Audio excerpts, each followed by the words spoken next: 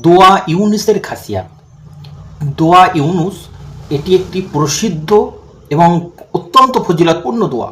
এই দোয়া সম্পর্কে রাসূলুল্লাহ সাল্লাল্লাহু আলাইহি ওয়াসাল্লাম বলেছেন যে দোয়া ইউনুস পড়ে যদি কেউ আল্লাহর কাছে দুহাত তুলে দোয়া করে, ওই ব্যক্তির দোয়াকে আল্লাহ কবুল করে নেন। এবং রাসূলুল্লাহ সাল্লাল্লাহু আলাইহি ওয়াসাল্লাম আরও বলেছেন, যদি কোনো পীড়িত ব্যক্তি, মুমূর্ষ রোগী ব্যক্তি, যদি সে তার পীড়াকালীন, তার রোগকালীন, বিপদকালীন যদি সে দোয়া ইউনুস পড়ে আল্লাহর কাছে দোয়া করে, আল্লাহ পাক তার রোগ থেকে শিফা দেন, তার মুশকিল থেকে আল্লাহ আসান করে দেন। বিপদ আপদে থাকলে সে ব্যক্তিকে আল্লাহ বিপদ আপদ থেকে মুক্তি দেন। চলুন তাহলে আমরা দোয়া ইউনুসটাকে একটু শিখে নিই। লা ইলাহা ইল্লা আনতা সুবহানাকা ইন্নী কুনতু মিনাজ জালিমিন। এই দোয়াটি নবী ইউনুস আলাইহিস সালাতু ওয়াস সালাম মাছের পেটে থাকাকালীন এই দোয়া পড়ে আল্লাহর দরবারে তিনি দোয়া চেয়েছিলেন মাছের ওই পেট থেকে মুক্তি পাওয়ার জন্য। সেজন্য এই দোয়াটা দোয়া ইউনুস নামেই প্রসিদ্ধ।